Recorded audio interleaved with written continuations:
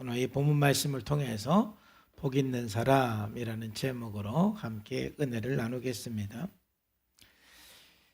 작년에 창세기 설교가 끝나고 이제 올해 처음으로 마태복음 5장부터 7장까지 예수님의 상상수훈에 대해서 여러분과 함께 나누고 은혜를 받겠습니다.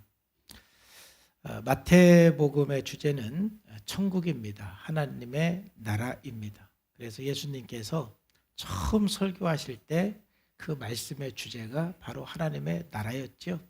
마태복음 4장 17절 말씀에 보면은 이때부터 예수께서 비로소 전파하여 이르시되 회개하라 천국이 가까이 왔느니라 그랬어요. 여기서 말하는 하나님의 나라는 미래적 하나님의 나라가 아니라 현재적인 하나님의 나라, 즉 여기에서 경험되고 나타난 하나님의 나라입니다. 하나님의 나라는 예수님이 함께하고 예수님이 통치하는 곳이 곧 하나님의 나라입니다. 그렇기 때문에 예수님께서 이 땅에 오시면서 하나님의 나라가 구체적으로 실현이 됐고 시작이 됐습니다.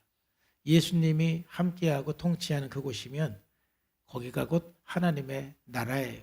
그래서 마태는 왕이신 예수님을 강조했고, 그리고 왕이신 예수님께서 설교하신 주제는 바로 하나님의 나라였어요. 오늘 마태복음 5장을 우리는 팔복이라고 합니다. 팔복은 8가지 복이라는 뜻이죠. 그래서 마태복음의 주제가 하나님의 나라이기 때문에 팔복을 하나님의 나라의 관점에서 해석하는 것이 맞습니다. 팔복의 형식은 이래요. 이러이러한 사람은 복이 있나니 그래서 이러한 복을 받는다라고 나오죠. 예를 들면은 심령이 가난한 자는 복이 있나니 천국이 그들의 것이 될 것이요. 애통하는 자는 복이 있나니 그래서 그들이 의를 받을 것이고, 온유한 자는 복이 있나니 그래서 그들이 땅을 기업으로 받을 것이다. 이런 형식이에요. 근데 보통 지금까지 이 팔복을 해석을 할 때 앞부분, 즉 가난한 자는, 애통하는 자는, 온유한 자는, 이 앞부분을 복의 조건으로 해석을 하고 그 뒤에 나오는 것은 그 복의 결과, 조건의 결과로서 복이라고 해석을 했습니다. 그렇게 해석을 하니까 저에게는 한 가지 이제 의문이 생기는 거예요. 그러면은 복 받는 사람이 되기 위해서는 가난해지고 애통한 환경이 되고 좀 억울한 상황을 경험을 해야 복을 받을 수가 있나? 이런 의문을 저뿐만 아니라 많은 사람들이 하게 되는 거예요. 마태복음에서는 심령이 가난한 자라고 했지만은 누가복음은 가난한 사람이라고 그랬어요. 누가복음 6장 20절에 예수께서 눈을 들어 제자들을 보시고 이르시되 너희 가난한 자는 복이 있나니 하나님의 나라가 너희 것이며. 그러니까 이 팔복에 대한 설교는 너무 중요한 내용이기 때문에 예수님께서 여러 장소에서 반복적으로 설교를 하신 것 같아요. 그러니까 마태복음에서는 산상수, 산에서 한 설교이고, 누가복음 6장에서 설교한 이 팔복은 평지에서 한 설교예요. 그러니까 다른 장소에서 똑같은 설교를 예수님께서 가르치셨는데, 마태복음에서는 심령이 가난한 자라고 표현을 하셨고, 누가복음에서는 가난한 자라고 표현했어요. 저도 중요한 설교는 반복해서 하거든요. 그리고 특별히 외부에 나가서 설교할 때는 우리 교회에서 설교한 것 중에 가장 은혜로웠던 거 하나 나가서 설교합니다. 같은 설교를 하는 거예요. 그렇지만은 현장에 따라서, 사람에 따라서 내용이 조금씩은 바뀌는 거예요. 예수님도 그렇게 하신 거예요. 자, 그런데 여기서 가난한 자는 복이 있나니 그랬는데, 여기서 가난하다라는 것은 어떠한 비유적인 가난을 말하는 게 아니라 그 헬라어 그 자체가 그냥 찢어지게 가난하다는 뜻이에요. 진짜 가난하다라는 것을 말하는 거예요. 극심한 가난을 말할 때 표현하는 단어를 사용을 했어요.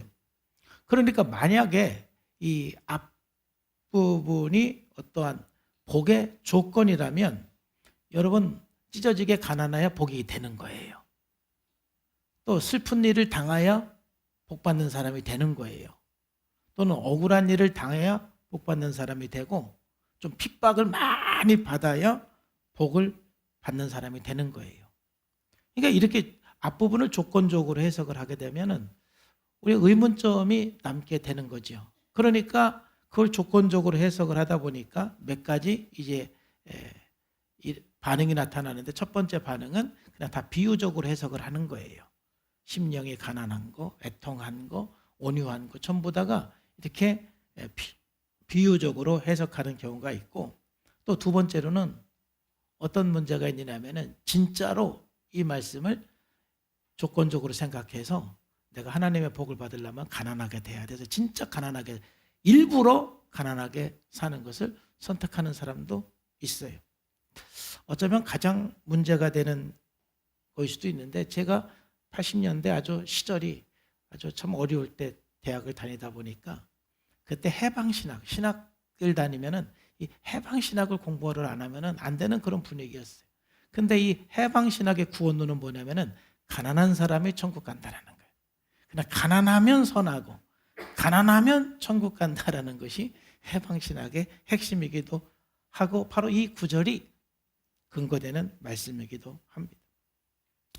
여러분, 정말 그렇습니까? 가난한 그 자체가 여러분 복입니까?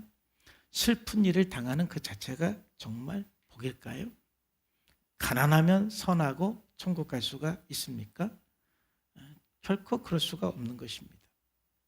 가난 자체가 선이 되거나 복이 될 수는 없어요. 그렇기 때문에 우리들은 물질의 복을 위해서 여러분 기도하지 않습니까? 가난하다고 해서 무조건 착하고 선하지도 않습니다. 사람마다 다른 거예요. 가난한 사람 중에 참 선한 사람도 있고 예수 잘 믿는 사람도 있고 착한 사람도 있지만, 가난한 사람 중에 더 나쁜 사람도 많습니다. 부자보다 욕심이 더 많은 사람도 있고 더 안 좋은 생각을 하면서 사는 사람도 너무 많습니다. 가난하다고 무조건 선하다 그렇게 말하는 것도 맞지 않습니다. 자, 그래서 이 팔복에 대해서 새로운 해석들을 제시하고 또 말하는 학자들이 있었는데, 제가 좋아하는 분 중에 하나가 달레스 윌라드라는 사람, 또 제임스 브라이언 스미스라는 분, 또 도널드 허그너라는 사람이 있는데, 이분들은 바로 이 팔복을 해석을 할 때 앞부분을 조건절로 해석하지 않았어요. 그래서 가난은 복의 조건이 아니다. 예수님께서 이 말씀을 하신 것은 가난한 사람도 복을 소유할 수 있다. 가난함에도 불구하고 천국을 소유할 수 있다라고 해석을 해요. 저는 이 해석이 문맥적으로나 또는 역사적으로 정확한 해석이라고 보는 거예요. 자, 예수님께서 처음 이 말씀을 하실 때도 가난한 사람이 복이 있다라고 말했을 때 가난 그 자체가 복이라고 말씀하신 것이 아니라 거기 있는 그 사람들이 다 가난한 사람들이거든요. 그 가난한 사람들을 향해서 너희들이 가난해도 천국을 소유함으로 복 있는 사람이 될 수 있다라고 말씀하시는 거예요. 절망 속에 있다 할지라도 하나님을 만나면, 하나님 나라를 경험하면 복 있는 사람이라고 예수님께서 강조하시는 겁니다. 이제 앞으로 여러분 제가 이제 팔복을 함께 나누겠지만은 이 팔복의 앞에 묘사된 모든 내용은 사실은 절망적인 상황을 묘사하는 것입니다. 그러니까 예수님께서는 이러한 절망적인 상태에 있는 사람들이 예수님을 만났을 때 그들은 복 있는 사람이 되고 가장 행복한 사람이 될 수 있음을 선언하는 것이고, 그게 바로 하나님의 나라의 복입니다. 그래서 가난한 자는 복이 있나니 할 때 이 복이라는 게 무슨 뜻이냐면은, 마태복에 나온 이 복은 마카리오인데, 이 복은 형언할 수 없는 행복이라는 뜻인데, 이 마태가 또 예수님께서 말하는 이 복은 이 세속적인 의미에서의 행복이 아니라 하나님 나라에 참여하는 사람이 체험한 행복을 뜻하는 단어로 우리가 생각을 해야 됩니다. 여러분들도 한번 생각을 해보세요. 여러분들이 행복했던 순간들이 참 많습니다. 어떤 절정 경험들이 참 많이 있어요. 근데 여러분들이 가장 행복했던 순간들이 언제입니까? 세상적으로 뭔가 차를 샀을 때라든지 집을 샀을 때라든지 결혼을 했을 때, 자녀를 낳았을 때, 또는 어떤 시험에 합격했을 때 등등 우리가 행복한 순간들이 굉장히 많습니다. 그런데 하나님 나라를 체험한 사람들은 그 모든 것들이 정말 기쁘고 행복한 순간이었지만 하나님을 만난 그 시간, 하나님의 나라를 경험한 그 시간보다 더 기쁘고 평안하고 행복한 시간은 없었을 거예요. 저도 제 인생에서 행복한 시간들이 많았지만은 가장 행복했을 때가 언제냐라고 물어보면은 하나님 만났을 때예요. 하나님의 임재를 경험했을 때 가장 행복한 시간이고 그게 바로 마카리우예요. 그게 바로 정말 하나님께서 우리들에게 주고 싶은 복입니다. 그러니까 현재적 천국을 누리는 것입니다. 상황과 관계없이 이 현재적 천국을 누릴 때 우리는 가장 행복한 사람이에요. 그래서 오늘 설교 제목이 복 있는 사람인데, 그러니까 복 있는 사람은 어떤 사람입니까? 현재적 천국을 누리는 사람, 현재적 천국 안에 있는 사람이 바로 복 있는 사람이에요. 자, 이렇게 여러분들이 팔복에 대한 전체적인 개념을 가지고 이제 한 구절씩 우리가 보겠습니다. 먼저 심령이 가난한 자는 복이 있나니 천국이 그들의 것이며, 가난한 사람도 천국을 소유함으로 가장 복 있는 사람이라는 예수님의 선언이에요. 자, 이 말씀에서 우리가 한 세 가지 정도를 우리가 함께 생각하면서 은혜를 나누겠습니다. 심령이 가난한 자는 복이 있나니 천국이 그들의 것이며 라고 예수님께서 말씀하셨을 때 첫 번째로는 이것은 하나님 나라로의 위대한 초청입니다. 이 말씀을 그 당시 현장에서 들었던 사람들에게는 매우 충격적인 말씀이었어요. 또 소망을 주는 말씀이었어요. 무슨 말이냐면은 예수님께서 이 땅에 오셨을 때 이스라엘의 신앙은 가장 타락했을 때입니다. 제사장들은 성전에서 장사하고 돈을 바꾸면서 제사에 관심이 있기보다는 그냥 돈 버는 데 관심이 있는, 완전히 제사장들의 어떤 그 이권 카르텔에 눈멀어서 사람들이 제사를 드리고 죄 용서함 받고 하나님 만나고 관심이 없었어요. 어떻게 하면 그 성전에서 돈을 많이 벌을 수 있을까? 그래서 막 예수님께서 성전을 갖다 뒤엎으셨잖아요. 그리고 그 당시에 유대인들은 선민사상에 빠져서 자기들만 하나님께 사랑받는다고 생각을 하고 이방인들 생각하기를 짐승보다도 못한 사람으로 이렇게 취급을 한 것이 당시 유대인들이었어요. 그래서 그 당시 유대 지도자들, 종교 지도자들이 천국 갈 수 있는 5가지 조건을 얘기를 했는데 지금 우리들이 보면 기가 막힌 거예요. 말도 안 되는 이 5가지의 조건을 가져야만 천국을 갈 수 있다고 그랬고 그 당시 사람들은 그런 줄 알았어요. 여러분 5이 조건이 뭘까요? 첫 번째는 유대인이 돼야 돼요. 선민사상에 빠진 사람들이기 때문에 유대인만 하나님이 사랑하고 하나님이 선택을 했고 하나님 나라 갈 수 있고 이방인은 하나님 나라에 갈 수가 없어요. 하나님 나라에 초청을 받을 수가 없어요. 하나님 나라 갈 자격이 없다라고 가르치는 거죠. 두 번째로는 남자여야 돼요. 주여, 지금 우리가 태어나기 얼마나 감사한지 몰라요. 그 당시는 남자가 하나님 앞에 나갈 수가 있는 거예요.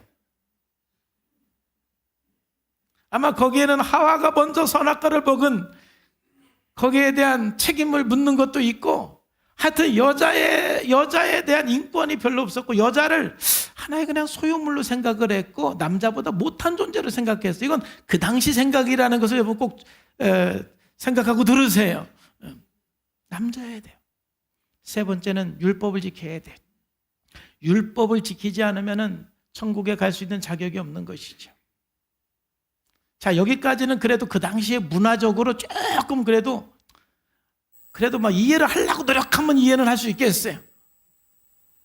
근데 세 번째는 뭐냐면은 비장애인이어야 돼요.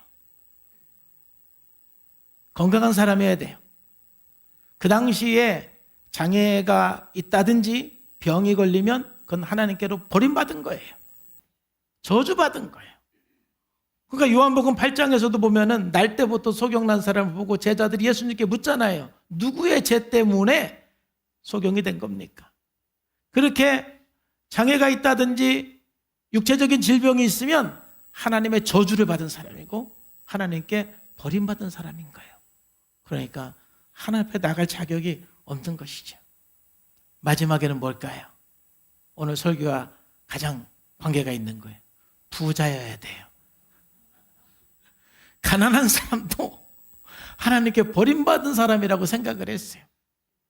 부자는 가난한 사람들에게 나누고 베풀면서 복을 받은 사람들이지만 가난한 사람들은 하나님 나라에 초대를 받을 수 없다라고 그들은 말을 하고 있었어요. 그러니 이렇게 하나님 나라에 갈 수 있는 조건을 5가지로 제시를 하니까 가난한 사람이라든지 몸이 병든 사람이라든지 여자라든지 이런 여러 가지 뭔가 부족함이 있는 사람들은 예수님 앞에 나가기도 부끄러운 존재라고 생각을 하고 있었는데 그때 예수님께서 산상설교를 통해서 팔복의 말씀으로 첫 번째 말씀이 가난한 자는 복이 있나니 천국이 저희들의 것이요 말하실 때 이것은 당시 유대 종교 지도자들의 가르침을 완전히 뒤엎은 내용이에요. 그렇기 때문에 그 당시에 그 현장에서 이 말씀을 들었던 이 군중들은 예수님의 이 가르침에 충격을 받지 않을 수가 없었고 흥분을 하지 않을 수가 없었어요. 지금까지 유대 종교 지도자들은 가난은 저주라고 가르쳤는데 예수님은 오히려 가난이 복이다. 가난한 사람이 천국을 소유할 수 있다라고 말하는 거예요. 가난한 사람을 예수님께서 직접적으로 지금 초청을 하시는 것입니다. 지금까지 너희들은 이렇게 배워왔지만 가난한 사람, 슬픈 사람, 억울한 일 당한 사람, 병든 사람을 예수님께서는 지금 천국으로 초청하는 거예요. 아무리 가난하고 슬픈 사람이라도 하나님을 만나면 천국을 소유하면 이 세상에서 가장 복 있는 사람이라고 주님 말씀하시는 거예요. 저는 이 말씀을 준비하면서 찬양 하나가 생각이 났어요. 한번 영상을 틀어주시겠어요? 한번 영상을 보면서 정말 그 죄 가운데 있는 사람, 가난한 사람들을 부르시는 예수님을 바라보면서 우리 한번 찬양을 같이 따라서 불렀으면 좋겠어요.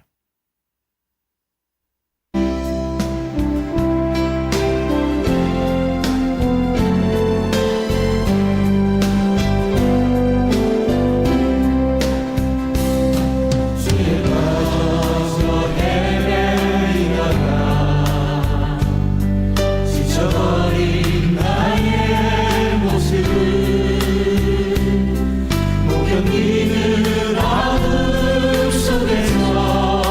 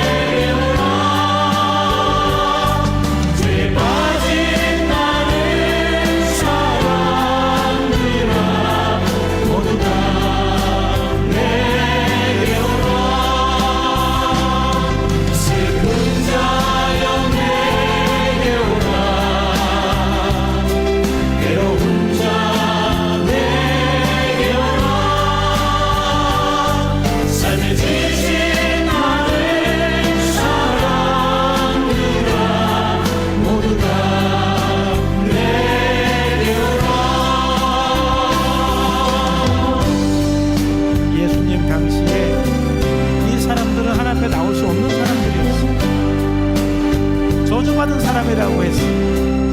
근데 주님이 이들을 초청하시는 거예요. 부르시는 거예요. 오히려 너희들이 더 복이 있다라고 말씀하시는 거예요.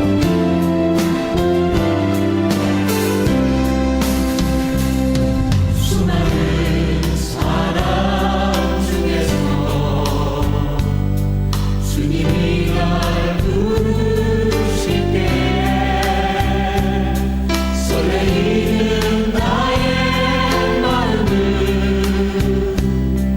그렇게 기쁠 수 없네. 이제 나로 주님 위하여 내 모든 것 다 드리리. 내가 가진 모든 것들을 아낌없이 주께 드리리. 병든 자여 내게 오라. 가난한 자 내게 오라. 죄 빠진 많은 사람들아 모두 다 내게 오라. 슬픈 자여 내게 오라. 외로운 자 내게 오라. 삶에 지친 많은 사람들아 모두 다 내게 오라.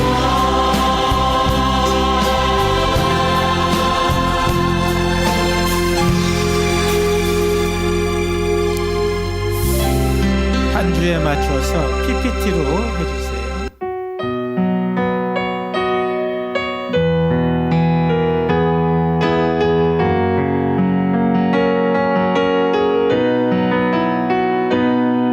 죄에 빠져 헤매다가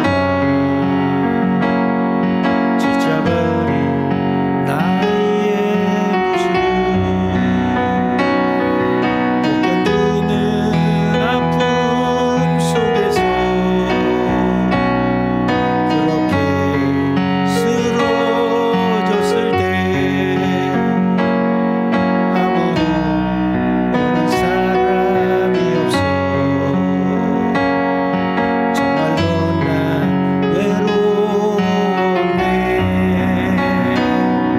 그때 주님 내게 찾아와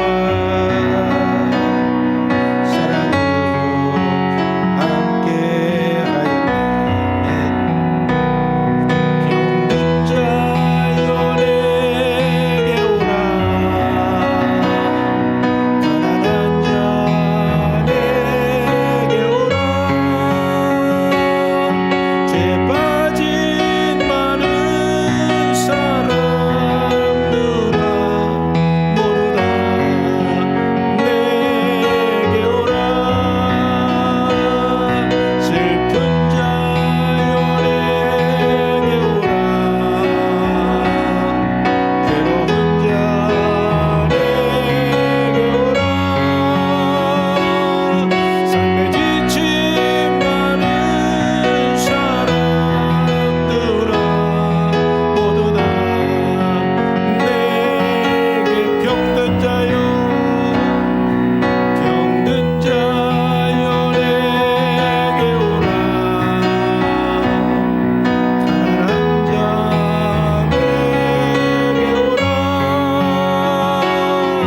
죄 빠진 많은 사람들아 모두 다 내게 오라. 슬픈 자여 내게 오라. 괴로운 자 내게 오라. 삶에 지친 많은 사람들아 모두 다 내게 오라. 아멘. 여러분, 가난 자체가 복일 수는 없어요. 그렇지만 가난해도 천국을 소유하면 그 사람은 가장 복 있는 사람이에요. 천국을 소유하면 가난해도 슬픔이 있어도 억울한 일이 있어도 행복한 사람이에요. 지금도 누가 그렇게 말하는 사람이 없지만은 마치 그 예수님 당시에 종교 지도자들이 말한 것처럼 그냥 가난하면 저주받은 사람인 것처럼, 슬픈 일이 있으면 저주받은 사람인 것처럼, 병이 들면 저주받은 사람인 것처럼, 하나님께 버림받은 사람인 것처럼 혹시 여러분 생각하지는 않습니까? 하나님은 그런 분들을 초청하시는 거예요. 그런 분들에게 천국을 허락하여 주시고 천국 안에 살도록 주님께서는 초청하시는 거예요. 여러분, 천국으로 들어오시기를 주님의 이름으로 축복합니다. 천국 안에 머물러 있기를 주님의 이름으로 축복합니다. 그러면 내 환경과 관계없이, 내 상황과 관계없이 여러분들은 복 있는 사람인 거예요. 복 있는 사람인 것을 깨닫고 복을 누리기를 주님의 이름으로 축복합니다. 자, 두 번째로 우리가 그래서 오늘 말씀을 통해서 생각할 것은, 그러므로 우리가 병들고 가난할 때 우리는 하나님 나라를 추구해야 돼요. 위의 것을 추구해야 돼요. 여러분들의 그 가난 때문에, 여러분들의 그 육체의 연약함 때문에, 여러분들의 그 결핍 때문에 내가 하나님을 찾고 하나님을 만나고 하나님을 경험하면 그 부족한 것이, 그 가난이 진짜 나에게 복이 될 수가 있는 거예요. 그래서 제가 여러분들에게 권면하고 싶은 것은, 여러분 가난하다고 해서 너무 땅에 붙어 살지 마세요. 가난하다고 해서 너무 돈돈하면서 살지 마세요. 가난하다고 해서 너무 인색하게 살지 마세요. 그러면 진짜 비참해져요. 가난한데 하나님까지 만나지 못하고 하나님까지 멀어지면 그게 비참인 거예요. 결코 여러분 가난해서 비참한 게 아니에요. 결코 여러분 병들어서 비참한 게 아니에요. 그렇다면 제 인생도 비참해야 되고 사도 바울도 비참해야 돼요. 예수님도 비참해야 돼요. 아담과 하와 때부터 인간이 비참해진 것은 하나님을 떠나서 비참해진 거예요. 오히려 내가 가난하고 오히려 내가 부족한 것 때문에 주님을 찾고 주님 앞에 나가서 하나님 나라를 경험하면 그 사람이 바로 복 있는 사람인 거예요. 그래서 오히려 예수님은 역설적으로 부자가 저주라고 말씀도 하셨어요. 부자 그 자체가 결코 저주는 아니에요. 그러나 부유한 사람은 하나님을 추구하지 않기 때문에, 만약 부유 때문에 하나님께 나가지 않는다면 그게 저주라는 거예요. 누가복음 8장 25절에 예수님이 이렇게 말씀하셨어요. 낙타가 바늘기로 들어가는 것이 부자가 하나님 나라에 들어가는 것보다 쉽다. 여기서도 말하는 것은 부자를 책망하는 게 아니에요. 인간이 부유해지다 보면은, 부족함이 없다 보면은 하나님 추구하지를 않기 때문에 그러는 거예요. 하나님 앞에 나가지 않기 때문에 그러는 거예요. 만약 네가 부유해서 하나님 앞에 나가지 않는다라면 그건 저주다. 그러나 내가 부유하든지 가난하든지 하나님 앞에 나가서 천국 안에 있으면 그 사람은 가장 복 있는 사람이에요. 여러분의 그 결핍과 여러분들의 그 가난이 오히려 그 결핍을 채워줄 수 있는 하나님 앞에 나가는 동력이 되기를, 에너지가 되기를 주님의 이름으로 축복합니다. 그럼 복 있는 사람이에요. 위의 것을 추구하라는 거예요. 골로새 3장 1절 2절에서도 그러므로 너희가 그리스도와 함께 다시 살리심을 받았으면 위의 것을 찾으라. 거기는 그리스도께서 하나님 우편에 앉아 계시느니라. 위의 것을 생각하고 땅의 것을 생각하지 말라 그랬어요. 가장 복 있는 사람은 여러분 위의 것을 추구하는 거예요.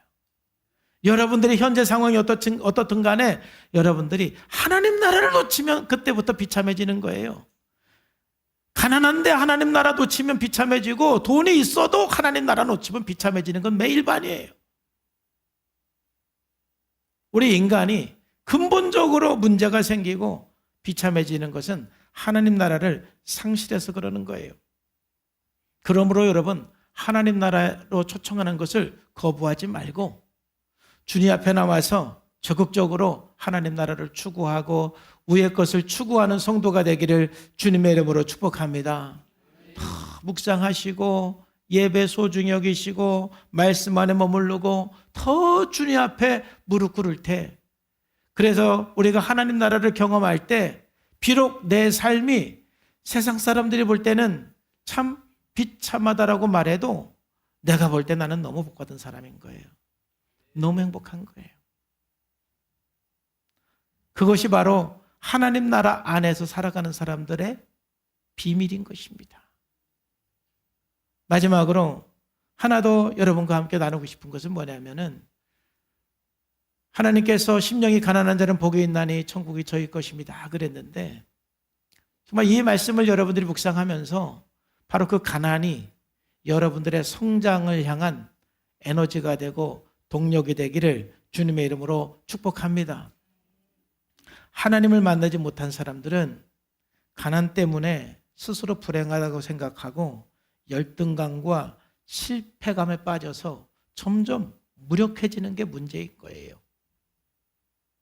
가난 그 자체가 문제가 아니라 그것 때문에 열등과 실패감에 빠지는 게 문제인 거예요. 우리가 어느 정도 열등의식을 갖는 것은 정상입니다. 그러나 너무 심한 열등의식에 빠지면 그 삶 자체에 자신이 없고 우울증에 걸리고 그 수많은 그 고통 때문에 심지어 자살 충동까지 느끼는 거예요.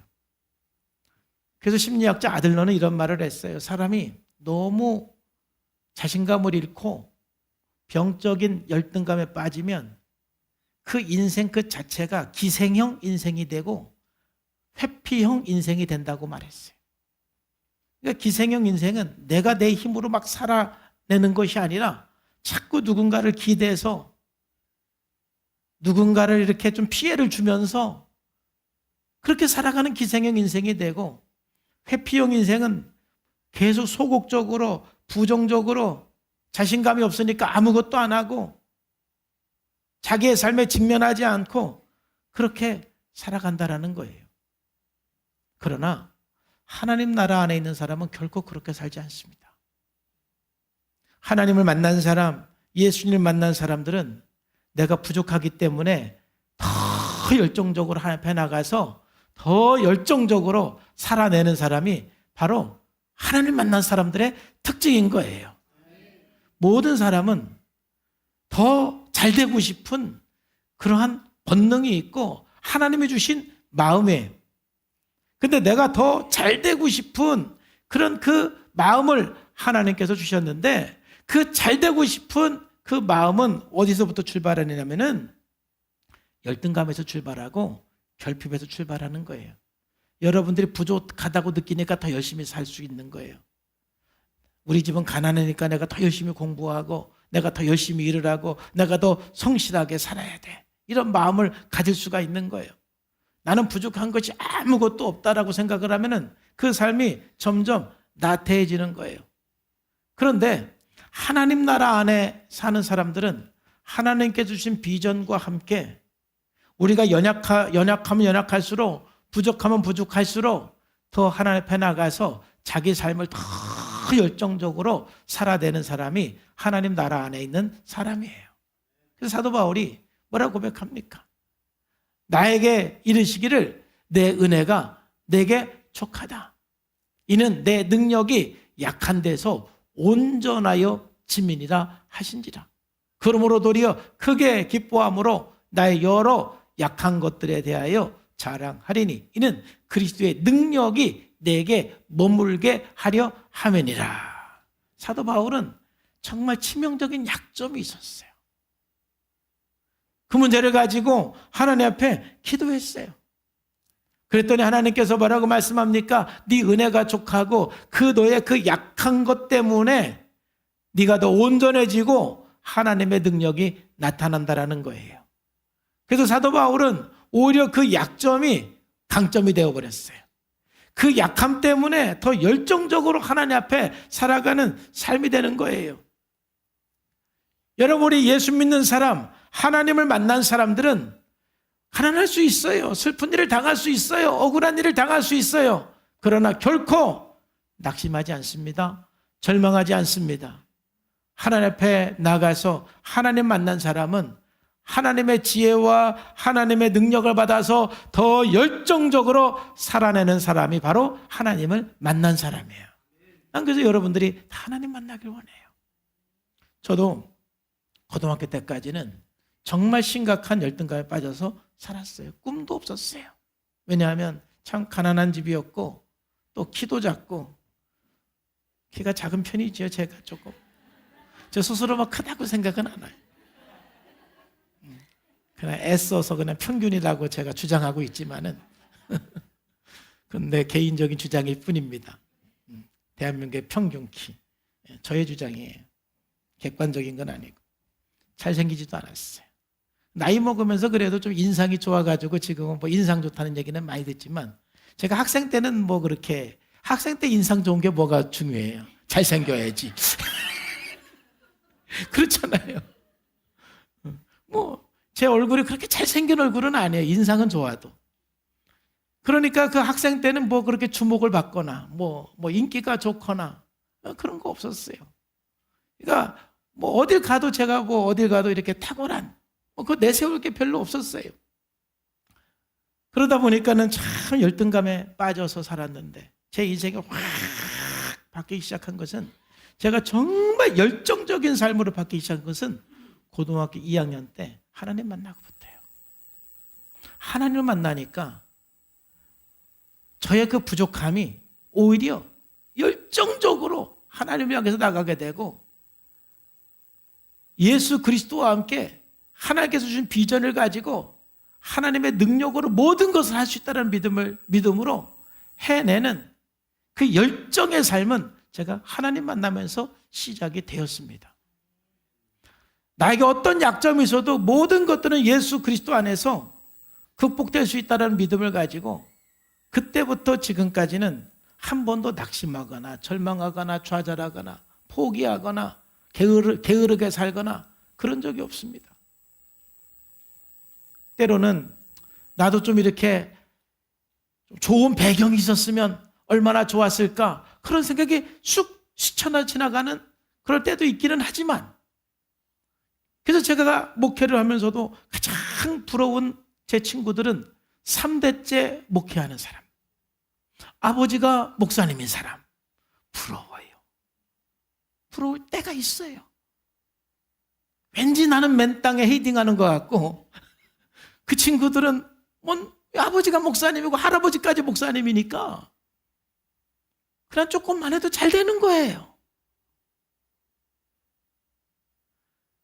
그러나 그런 것들이 나에게 좌절감을 주고 뭔가 실패감, 열등감에 빠져서 아무것도 못하는, 나는 해도 소용이 없어, 이런 생각이 아니라 하나님 앞에 나는 그러니까 더 기도해야 돼. 나는 2배로 기도해야 돼.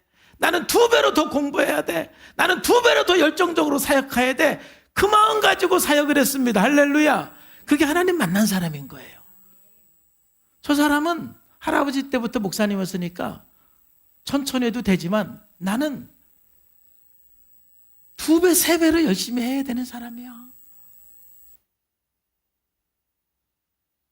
오히려 그러기 때문에 아버지나 할아버지가 목사님이 아닌 제가 더 복이 될 수가 있는 거예요.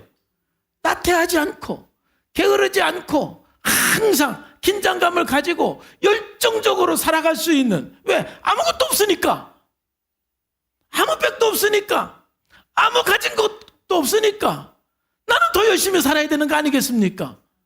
할렐루야. 이게 하나님을 만난 사람들의 삶이라는 거예요. 내가 가난하니까, 가진 게 없으니까, 다른 사람보다 부족한 게 많으니까 나는 더 열심히 살 거야. 이게 아무나 생각하는 것이 아니라 하나님을 만났을 때 그런 생각을 하는 거예요. 제가 주님을 만나면서부터 그런 생각을 가지고 살기 시작했어요. 그러니까 사도 바울도 약한 데서 온전해진다고 주님 말씀하시고, 그 약함이 하나님의 능력이 나타나는 오히려 재료가 된다는 것입니다. 그러므로 우리의 연약함이나 부족함이나 가난이나 이러한 것이 여러분들을 2배, 3배, 10배 열정적으로 살아가는 삶의 에너지가 되기를 주의 이름으로 축복합니다. 그러면 가난해도 복인 거예요. 슬픈 일을 당해도 복 있는 사람이 되는 거예요. 여러분 오늘 말씀 들으면서 어떠한 깨달음 또 어떠한 결단을 했습니까? 저는 오늘 참 저도 이 산상수훈 설교를 준비하면서 제가 생각했던 설교하고 완전히 다른 방향으로 지금 설교하는 거예요. 저도 산상수훈하면 지금까지 생각했던 그 개념으로 접근을 했는데 다시 한번 묵상하고 또 책들을 보고 하면서 막 저 스스로 깜짝 놀랐었어요. 그러면서 이번 한 주간에 참 은혜의 시간들을 보냈는데 참 감사했어요. 뭐냐면은 진짜 내가 복 있는 사람이라는 게 확증이 됐어요. 왜냐하면은 이 말씀 준비하면서 예수님께서 가난한 자는 복이 있나니 천국이 저희 것이며 그랬는데, 제가 가만히 제 인생이 뒤돌아보면서 예수 믿고 나서 고등학교 때부터 지금까지 제가 참 가난한 인생을 살았지만 행복하지 않은 적은 한 번도 없었어요. 항상 행복했어요. 뭐 대학교 다닐 때 돈이 없어서 연탄도 못 사가지고 12월 달까지 불 못 넣어서 그냥 그 좋은 냉방에서 잤어도 너무 행복했어요. 대학교 다닐 때 식당에서 밥 한 끼 사 먹는 게 소원이었어요. 600원짜리 밥 한 끼. 근데 그거 못 사 먹어도 너무 행복했어요. 목회를 하면서 많은 어려움들이 있었지만은 그래도 행복했어요. 왜냐하면 주님 안에 있었기 때문에, 천국 안에 있었기 때문에 그런 거예요. 오늘 예수님께서 말씀하시는 그 대상, 산상수훈하면서 설교한 그 대상들은 정말 다 힘든 사람. 그 당시에 80%가 실업자였거든요. 그런 대상을 향해서 가난한 사람은 복이 있나니 천국이 그들의 것이다 라고 말씀했을 때 그들에게 얼마나 희망을 주는 메시지예요. 여러분, 그러므로 여러분 환경과 관계없이 하나님 나라 안에 있으면 복 있는 사람이고 행복한 사람입니다. 주님 오늘 여러분들이 그런 삶을 살라고 말씀하시는 거예요. 더 이상 여러분 실패의식에 빠지지도 말고 안 된다라는 생각도 하지 말고 주님의 초청에 응답해서 하나님 나라를 추구하는 저와 여러분들의 삶이 되기를 주님의 이름으로 축복합니다. 여러분들은 복 있는 사람입니다. 진짜 복 있는 사람입니다. 지금의 어떤 환경에 있든지 여러분 복 있는 사람이에요. 여러분 옆에 있는 사람에게 한번 축복합시다. 성도님은 정말 복 있는 사람입니다. 시작.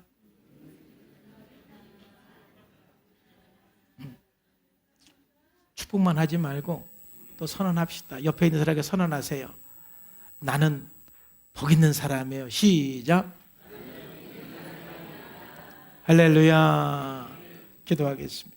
하나님 감사합니다. 심령이 가난한 자는 복이 있나니 천국이 저희들의 것이다 라고 말씀하셨습니다.